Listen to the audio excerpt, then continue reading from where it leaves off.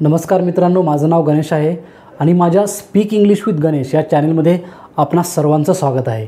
तर आजची व्हिडिओ खूप महत्त्वाची आहे। सर्वांनी ही व्हिडिओ शेवटपर्यंत बघा आणि जास्तीत जास्त लोकांपर्यंत ही व्हिडिओ पोहोचवा, कारण या व्हिडिओमध्ये खूप सोप्या पद्धतीने मी इंग्लिशचं वाक्य आपण कसं बनवू शकतो, आपण कसं समजू शकतो आणि कसं आपण लहान मुलांना देखील आपण ते समजावू शकतो, हे मी या व्हिडिओमधून आज तुम्हाला सांगणार आहे। तर सर्वात पहिल्यांदा आपल्याला is, am, are, was, were या सहायकारी क्रियापदांचा तसंच शाल बी, विल बी या सर्व सहायकारी क्रियापदांचा वापर करून आपण इंग्लिशमध्ये कसं वाक्य बनवू शकतो हे आपण आज पाहणार आहोत। तर सर्वात पहिल्यांदा आपल्याला is, am, are, was, were, shall be, will बी हे आपण कोणत्या परिस्थितीमध्ये वापरतो हे बघूया। इज, एम, आर हे वर्तमान काळामध्ये आपण वापरतो। उदाहरणार्थ बघा, त्याचा अर्थ होतो आहे, आहेत, आहोत, आहेत, आहेत, आहोत। त्याच्यानंतर वॉज, वेअरचा अर्थ काय होतो बघा, होता, होती, होते। एकदम सोप्या पद्धतीनं आपण आज इंग्रजी शिकणार आहोत। आपण लहान मुलांना एकदम इझिली हे सर्व शिकवू शकतो आणि त्यांना देखील ते एकदम सोप्या पद्धतीनं समजू शकतं। तर त्यामुळे खूप बारकाईनं ही व्हिडिओ बघा। सर्व कॉन्सेप्ट मी एकदम सोप्या पद्धतीनं तुम्हाला एक्सप्लेन करत आहे, तर त्यामुळे तुम्हाला देखील त्या समजतील आणि लगेचच तुम्ही मुलांसोबत सराव चालू करू शकता। तर बघा, इथे शाल बी आणि विल बीचा अर्थ होतो असेल किंवा एखादं होईल किंवा एखादी गोष्ट भविष्यामध्ये असेल किंवा आपण एखादा जर अंदाज करायचा असेल तर त्यावेळी आपण शाल बी किंवा विल बीचा वापर करतो। तर बघा, आता is, am, are, was, were, shall be, will बी हे आपण कधी वापरतो बघा। सर्वात महत्त्वाचं म्हणजे तुम्हाला वाक्यरचना इंग्लिशमध्ये कशी होते हे माहीत असणं आवश्यक आहे। तर सुरुवातीला आपल्याला एस येतो, त्याच्यानंतर एस व्ही येतो, त्याच्यानंतर व्ही येतो आणि त्याच्यानंतर ओ येतो। या सिक्वेन्सनंच कोणतंही वाक्य बनतं, ठीक आहे। तर सर्वात पहिल्यांदा आपल्याला एसचा अर्थ माहीत पाहिजे। एस म्हणजे सब्जेक्ट किंवा कर्ता, जो कार्य करतो त्याला आपण कर्ता म्हणतो। तर हे बघा, सब्जेक्ट किती आहेत बघा, आय, त्याच्यानंतर वी म्हणजे आम्ही, यू म्हणजे तू किंवा तुम्ही, ही म्हणजे तो, शी म्हणजे ती, इट म्हणजे त्याती ते किंवा ते, त्याच्यानंतर राम हे एक नाव असू शकतं आणि यामध्ये हे एकवचन आहे असं अनेकवचन नाव देखील येऊ शकतं। तर हे सर्व सब्जेक्ट इथे असतात। त्याच्यानंतर सपोर्टिंग वर्ब, त्याला इंग्लिशमध्ये हेल्पिंग वर्ब देखील बोलतात। तर सपोर्टिंग वर्ब म्हणजे काय, सहायकारी क्रियापद जे सब्जेक्टला सहाय्य करतं।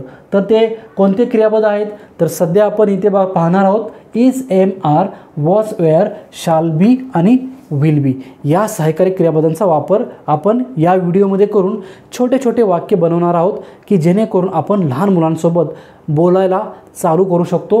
तर इज, एम, आर आता आपण कसं वापरणार बघा। वर्तमान काळामध्ये आपण त्याचा अर्थ काय होतो, आहे, आहेत आणि आहोत। तर आय सोबत नेहमी वर्तमान काळामध्ये एम येणार, त्याच्या व्यतिरिक्त काहीही नाही येणार। त्याच्यानंतर वी सोबत, वी हे अनेक वचन आहे। समजा अनेक वचन असेल तर आर येणार, एक वचन असेल तर इज किंवा एम येणार। तर आय हे एक वचन आहे आणि ह्याच्यासोबत नेहमी एम येणार। त्याच्यानंतर वी हे अनेक वचन म्हणून आर येणार। यू हे अनेक वचनच मानलं जातं त्यामुळे याच्यासोबत देखील आरच येणार। आणि ही हे एक वचन आहे, ही म्हणजे तो, तर याच्यासोबत काय येणार, इज। त्याच्यानंतर शी सोबत काय येणार, इज, हे पण एक वचनच आहे, शी म्हणजे ती। नंतर इटचा अर्थ काय होतो, ते, तर ते हे एक अनेक वचनच आहे, तर त्याबरोबर सुद्धा आपल्याला इजच वापरायचं आहे। त्याच्यानंतर राम, कोणतंही ठिकाणाचं, वस्तूचं किंवा जागेचं नाव असेल किंवा एखाद्या व्यक्तीचं नाव असेल तर त्याला आपण एक वचन असेल तर इज वापरणार आणि अनेक वचन असेल तर आपण आर वापरणार आहोत। त्याचबरोबर आपण वॉज आणि वेअर बघा, आता जसं आपण इज आणि एम हे एक वचनसोबत वापरलं तसं आपण इथे वॉज एक वचनसोबत वापरणार आणि वेअर हे अनेक वचनसोबत वापरणार आहे। तर आता परत आपण इथे बघूया, समजा आय असेल तर आपण मग काय वापरणार भूतकाळामध्ये, वॉज। त्याच्यानंतर वी असेल, अनेक वचन आहे, मग आपण वेअर वापरणार। त्यानंतर बघा, यू हे अनेक वचनच मानतात इंग्लिशमध्ये त्यामुळे वेअरच येणार इथे देखील। त्याच्यानंतर ही एक वचन आहे, मग काय येणार त्याच्याबरोबर आपण वॉज वापरणार। शी काय एक वचन आहे, शी म्हणजे ती, त्याच्यासोबत काय येणार मग वॉज। त्याच्यानंतर इट हे देखील एक वचनच आहे म्हणून याच्यासोबत वॉज वापरायचं आपल्याला. त्याच्यानंतर एकवचन नाम असेल तर वॉज येणार आणि अनेकवचन नाम असेल तर वेअर येणार.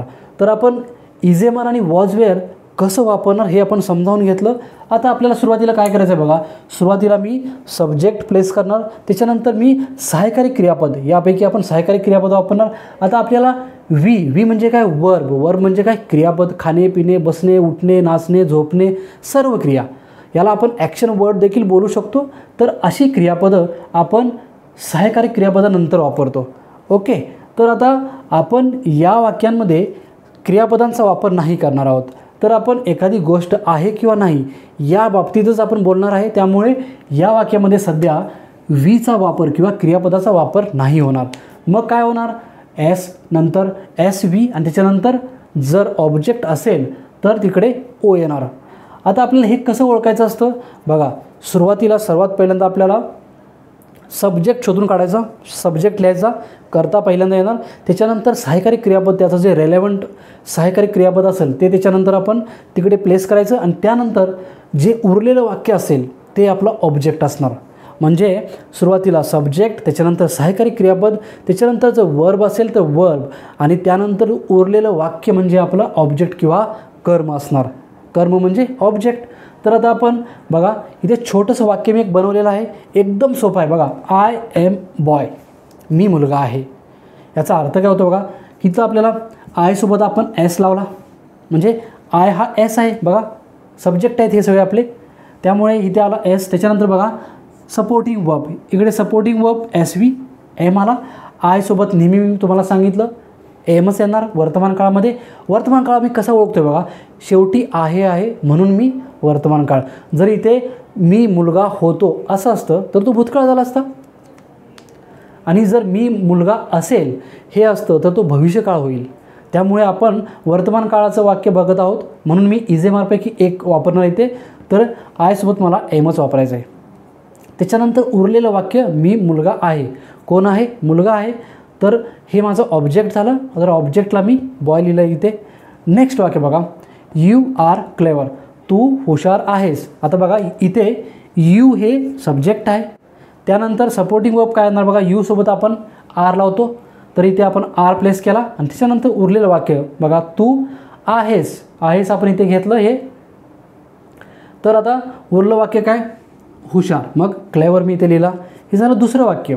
आता तिसरं वाक्य बघा, वी आर हॅपी. वी म्हणजे आम्ही, आर म्हणजे आहोत आणि काय, खुश आहोत, हॅपी. वी आर हॅपी बघा, S V O. We are happy. We हे करता आहे, त्याच्यानंतर हे सपोर्टिंग वर्ब आहे आणि हे काय झालं, ऑब्जेक्ट झाला. त्यानंतर बघा नेक्स्ट वाक्य, ही इज टॉल. आता टॉलचा अर्थ काय होतो, उंच. ही म्हणजे कोण, तो. तर तो उंच आहे.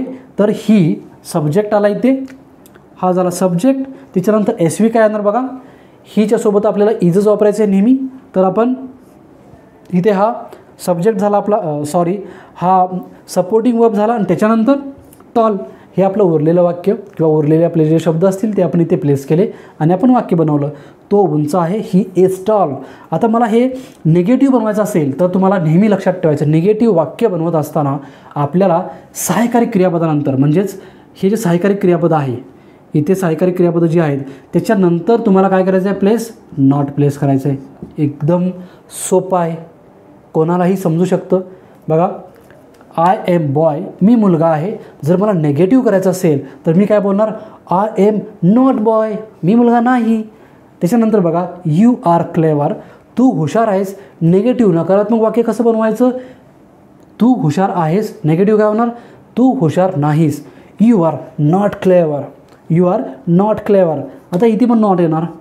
त्याच्यानंतर वी आर हॅपी, आम्ही खुश आहोत. नेगेटिव्ह नकारात्मक काय होणार, आम्ही खुश नाही. मग काय होणार, वी आर नॉट हॅपी. त्याच्यानंतर बघा, ही इज टॉल, तो उंच आहे. मग तो उंच आहेचं नकारात्मक काय होणार, तो उंच नाही. मग काय होणार बघा, ही इज नॉट टॉल. आता हे आपले वाक्य झाले. बघा नेक्स्ट होतं वाक्य काय बघा, शी इज ऑनेस्ट. आता ऑनेस्ट म्हणजे काय, प्रामाणिक. तर बघा आता शी आला सब्जेक्ट, त्याच्यानंतर इज. बघा शी बरोबर आपल्याला इजच वापरायचं आहे, त्यामुळे एकवचन आहे म्हणून मी इथे इज वापरतो. आणि त्याच्यानंतर उरलेलं वाक्य प्रामाणिक. तर हा झाला माझा सब्जेक्ट, त्याच्यानंतर सपोर्टिंग वर्ब आणि मग उरलेलं वाक्य ते माझं ऑब्जेक्ट असणार. मग शी इज ऑनेस्ट, निगेटिव्ह काय होणार, ती प्रामाणिक आहे. निगेटिव्ह, ती प्रामाणिक नाही. शी इज नॉट ऑनेस्ट. बघा आता it is nice, it is nice, ते सुंदर आहे. बघा इट नंतर आपल्याला काय वापरायचं आहे, इज वापरायचं आहे. इट नंतर इज वापरला मी आणि काय वापरला इथे सुंदरसाठी मी नाईस हा शब्द घेतला. नाईस म्हणजे सुंदर. इट इज नाईस, ते सुंदर आहे. निगेटिव्ह काय होणार, ते सुंदर नाही. मग काय होणार इथे बघा, इट इज नॉट नाईस, ते सुंदर नाही. हे झालं आपलं नेक्स्ट वाक्य. आता राम इज गुड, राम चांगला आहे. राम इज गुड, राम चांगला आहे. निगेटिव्ह काय होणार, राम चांगला नाही. मग काय होणार इथे, Ram is not good, Ram is not good, तर राम चांगला नाही. हे आपण वर्तमान काळामध्ये इज, एम आणि आरचा वापर करून कसं आपण पॉझिटिव्ह आणि निगेटिव्ह वाक्य बनवू शकतो हे बघितलं. आता मला याचंच जर प्रश्नार्थक वाक्य बनवायचं असेल तर काय करायचं बघा, एकदम सिंपल आहे.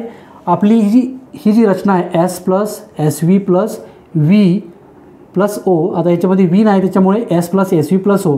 तर आपल्याला जेव्हा प्रश्नार्थक वाक्य बनवायचं असतं तेव्हा सिंपल एस व्हीला समोर आणायचं आणि एसला त्याच्या नंतर प्लेस करायचं. म्हणजे काय होणार सूत्र, S V plus S plus O. बघा आता इथे काय होणार मग, एम आय बॉय. बघा मी मुलगा आहे, मी मुलगा आहे का, एम आय बॉय असं होणार. मग इथे काय होणार, एम आय बॉय. आता मला जर समजा आता इथे मी सुरुवातीला सहाय्यकारी क्रियापद वापरणार आणि त्याच्यानंतर सब्जेक्टला मी इथे प्लेस करणार. म्हणजे काय होणार, एम आय बॉय असं होणार हे वाक्य. तर आता आपण असे सगळे वाक्य आपण प्रश्नार्थक देखील बनवू शकतो. You are clever, are you clever, are you clever म्हणजे तू हुशार आहेस का.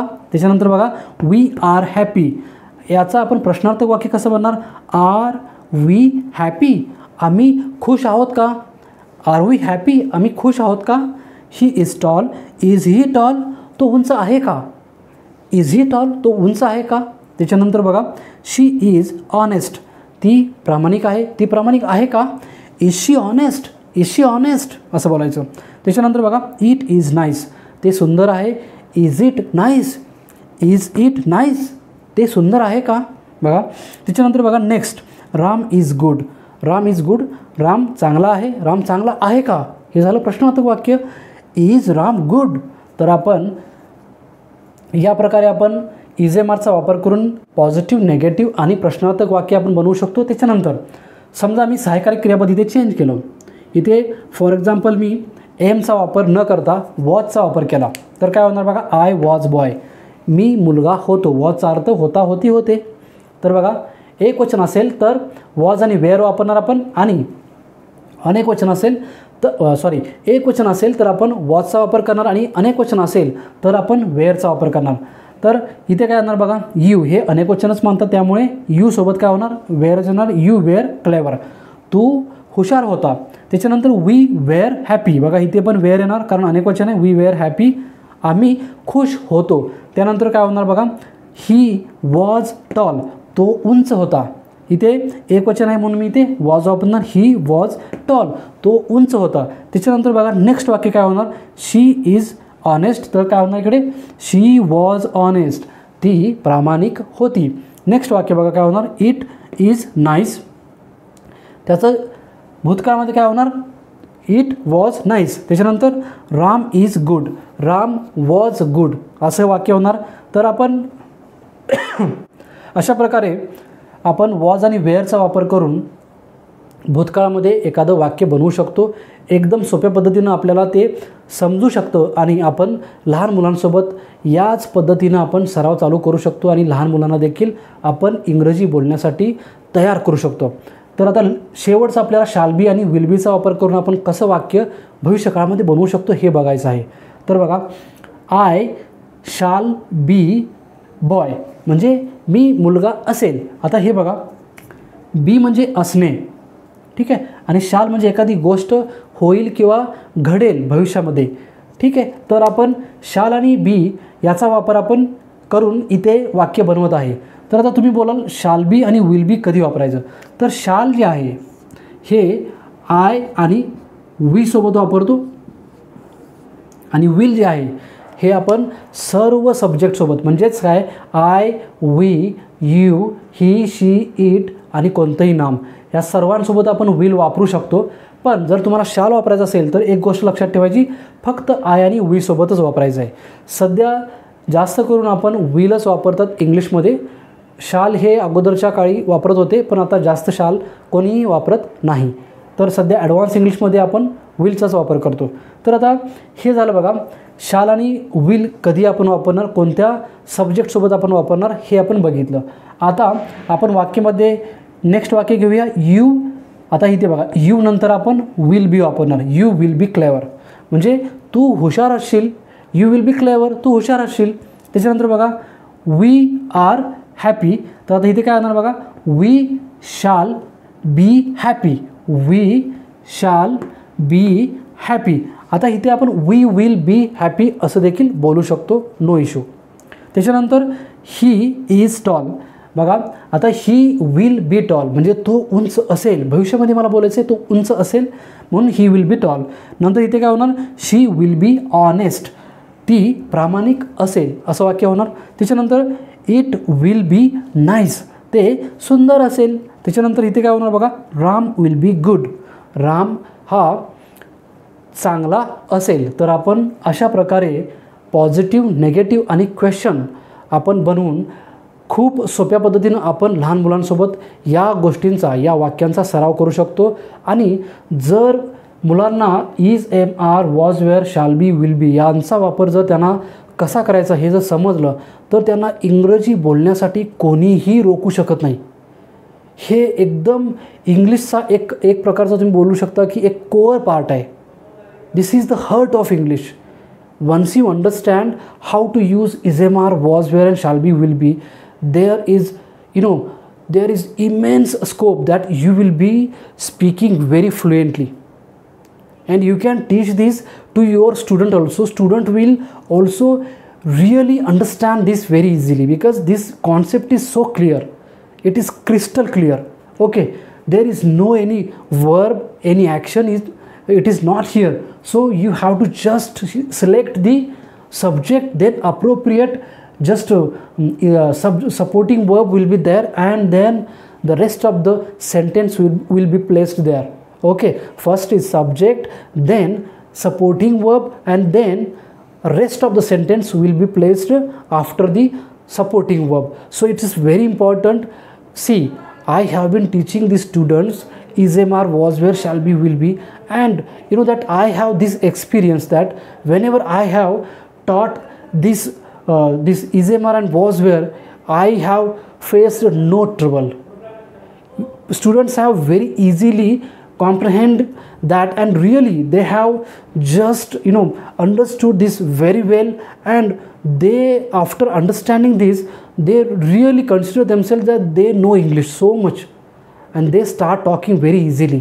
They don't face any sort of hesitation while speaking English. It is very important. If you want to build a confidence in the students, in your child, then you must teach is, am, are, was, were and shall be, will be, and you can make so many sentences out of this. Okay, you can place any word in place of this object, and then you can make so many that you can use these subjects, different subjects. I have told you now, I have explained this, how we can use is, am, are, was, were, how we can make negative sentence, then how we can make interrogative sentence. So these are the very simple, very easy to understand and widely used. It is frequently used sentences. Okay, in your daily life, this is most of the times this is used. So whenever you are talking with your child, simply you have to just use this is, am, are, was, were and shall, will, so that your student or your child will definitely fix that particular sentences in his mind, and whenever he will speak with you, he or she will also start talking with you using correct supporting verbs. So these are very important, and with this I am ending this video. We will meet in next video with another new lesson. Till then, bye bye. Thank you.